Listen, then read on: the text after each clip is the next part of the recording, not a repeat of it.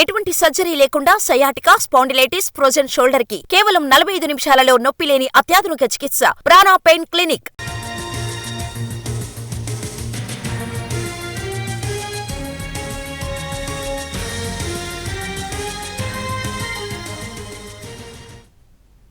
సంక్రాంతికి రైతు భరోసా నిధులు జమ చేయాలని తెలంగాణ సర్కార్ కసరత్తు చేస్తుంది. ఈ క్రమంలో ఇవాళ అసెంబ్లీలో రైతు భరోసా అంశంపై చర్చించనుంది. ఆ తర్వాత సీఎం రేవంత్ ఓ ప్రకటన జారీ చేసే అవకాశం ఉంది. తెలంగాణ రైతులకు సర్కార్ మరో గుడ్ న్యూస్ చెబుతుందా లేదా అనేది ఇవాళ తేలిపోనుంది. రైతు భరోసా నిధులపై ఇవాళ రేవంత్ సర్కార్ క్లారిటీ ఇవ్వనుంది. అవును, ఇవాళ శాసనసభలో దీనిపై చర్చ సందర్భంగా పూర్తి వివరాలు వెల్లడయ్యే అవకాశాలున్నాయి. రైతు భరోసా నిధులను వచ్చే సంక్రాంతి నాటికి అన్నదాతల ఖాతాల్లో జమ చేస్తామని ముఖ్యమంత్రి రేవంత్ రెడ్డి ఇప్పటికే ప్రకటించారు.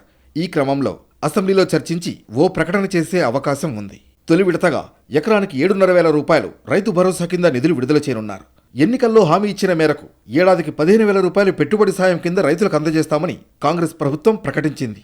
తొలి దశలో ఎకరానికి 7,500 రూపాయలు చెల్లించేందుకు సిద్ధమైంది. ఇప్పటి వరకు రైతు భరోసా నిధులు విడుదల చేయకపోవడంతో ప్రతిపక్షాలు విమర్శిస్తున్నాయి. దీనికి చెక్ పెట్టాలని రేవంత్ రెడ్డి ప్రభుత్వం భావిస్తోంది. దీంతో ఈరోజు సీఎం రేవంత్ చేసే ప్రకటనపైనే అందరిలోనూ ఆసక్తి నెలకొంది. రైతు భరోసా కింద జనవరి 2వ వారంలో రైతుల ఖాతాల్లో జమయ్యే విధంగా ఏర్పాట్లు చేయాలని ఇప్పటికే అధికారుల ఆదేశాలు వెళ్లినట్లు సమాచారం.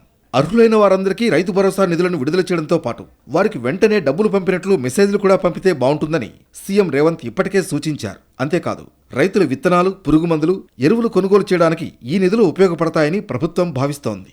ఇక ప్రభుత్వ ఉద్యోగులకు, ఆదాయ పన్ను చెల్లించే వారికి రైతు భరోసా నిధులు జమ చేయకూడదని సర్కార్ నిర్ణయించింది. దీంతో పాటు 10 ఎకరాల్లోపు ఉన్న రైతులకు మాత్రమే ఇచ్చేందుకు ప్రభుత్వం సిద్ధమైంది. కేవలం సాగవుతున్న భూములకు మాత్రమే రైతు భరోసా నిధులు జమ చేయనున్నారు.